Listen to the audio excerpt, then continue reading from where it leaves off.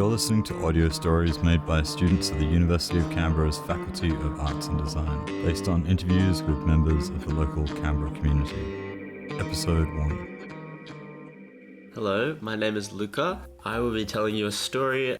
I used to let mice out in my house because I was scared that they would die. My parents, they wanted to catch it.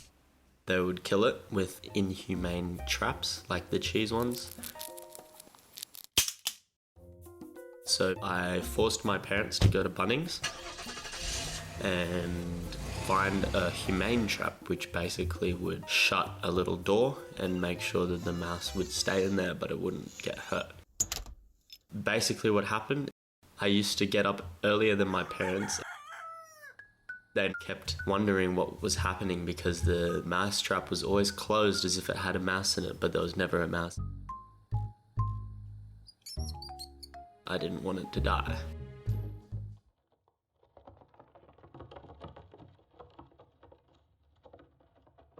But I wasn't letting it out in the garden. I was letting it out in our house. So the mouse just continued to run around. I remember feeling really exhilarated. I was the biggest hero in the world. And I thought it was so cool. I'd let the mouse free. A few years ago, I lived in a big group house south of Sydney. It was really close to the Royal National Park. I had about 10 flatmates in that house, so I've got a lot of interesting stories from that time. Probably one of the best stories is when our flatmate told us that he'd found a human skull up on the escarpment. We said, "What do you mean you found a skull up on the escarpment?" And he said, "I was walking there a couple of days ago and I saw a human skull." And we said, "Have you told anyone about it?" He said, "No." So we decided to check it out. We followed him up the escarpment, probably walked for about 3 kilometres in the bush, and there it was. There was a human skull sitting on the ground. I said, "We better tell the police." So the police came and we showed them where the skull was. They discovered that it was actually a woman who went missing in the 70s. Anyway, a couple of weeks later, I was walking down the road and I bumped into one of the surfers who lived close to us.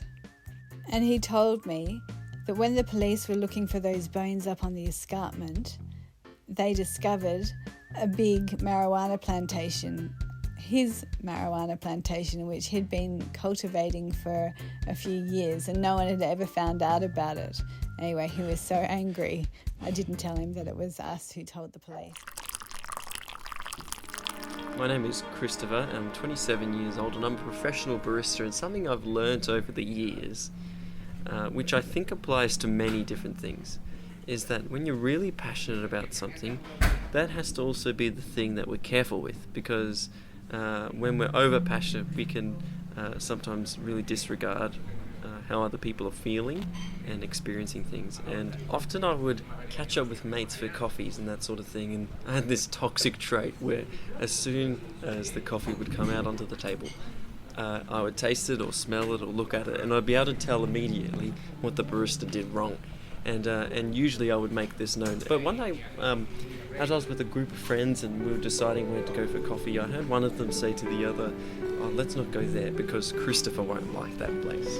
It's really interesting, and I thought to myself, oh, hang on, my expertise in the area and is my passion making me really prideful and cocky, so that really made me introspect and think about how I conducted myself. One of the first things I did to resolve this issue was to stop being such an immediate critique. So when that coffee would come out on the table, even if I thought it tasted rubbish, I would try not to critique or badmouth about it. Instead, I tried to enjoy the company with my friends.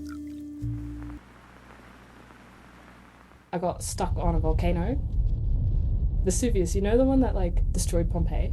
Most people get up the top by catching a €20 shuttle bus, and we didn't want to pay for the shuttle bus, so we caught the public bus. We got up to the top and it was a thunderstorm. And so they were like, you can't actually go up to the crater.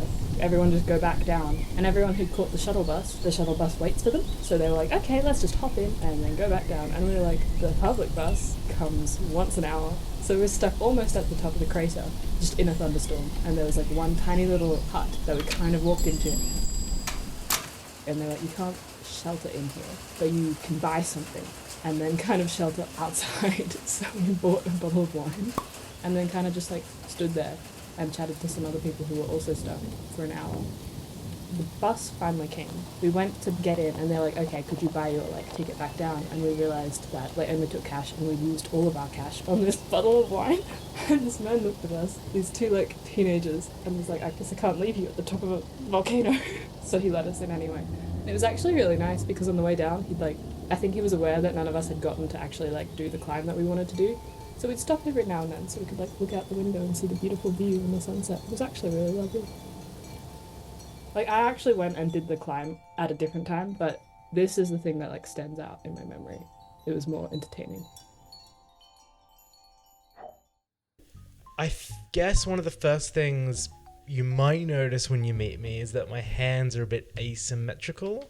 The joint on my thumb that sort of connects it to my palm on my left hand is really pointy. So the story goes back to when I was about 12.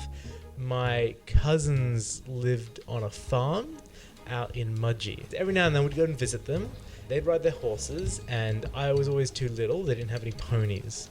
But eventually when I was just about big enough to walk one back to the stable, I was put on it and something terrible happened. The horse did not like me. It got very angry, it neighed, jumped up on its hind legs and kicking me right off. I went into the air.